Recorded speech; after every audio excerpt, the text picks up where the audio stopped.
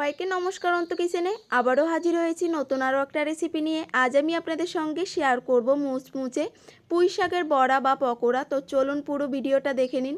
পুঁই শাকগুলো ভালোভাবে ধুয়ে নিয়েছি, এবার কেটে নেব। এখানে কুচি কুচি করে কেটে নিয়েছি। এবার সামান্য একটু লবণ দিয়ে আমি শাকগুলো একটু মাখিয়ে নিব, যাতে শাকগুলো নরম হয়ে যায়।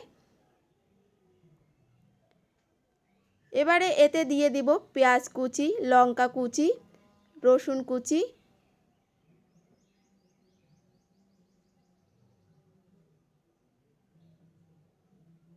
দিয়ে দেব পরিমাণ মতো হলুদ গুঁড়ো, স্বাদ অনুযায়ী লবণ, লঙ্কা গুঁড়ো, বেসন,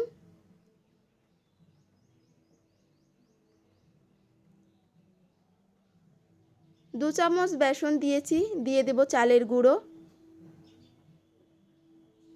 চালের গুঁড়ো নিয়েছি 4 চামচ। এবার ভালোভাবে আমি সবগুলো উপকরণ একসঙ্গে মাখিয়ে নিব।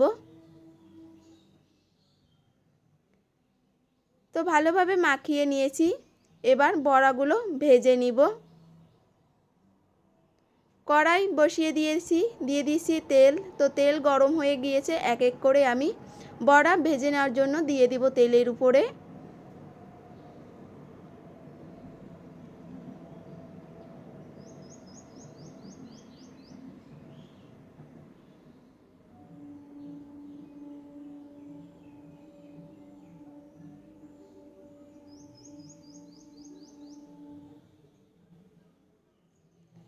এক পাশ ভাজা হয়ে গিয়েছে, অপর পাশ উল্টে দেব।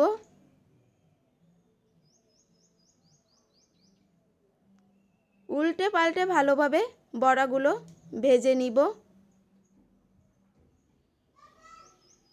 তো বড়া ভাজা হয়ে গিয়েছে, এবার নামিয়ে নিব। পুঁই শাকের বড়া বানানো কিন্তু খুবই সহজ, অল্প কিছু উপকরণ দিয়েই তৈরি করা যায়। আর এভাবে যদি আপনারা তৈরি করেন, বড়াগুলো কিন্তু অনেকক্ষণ মুচমুচে থাকবে। এবার বাকিগুলো দিয়ে দিব। এভাবে সবগুলো বড়াগুলো ভেজে নিব। রেসিপিটি যদি আপনাদের ভালো লেগে থাকে অবশ্যই লাইক, কমেন্ট, শেয়ার করে দিবেন। সবাইকে ধন্যবাদ।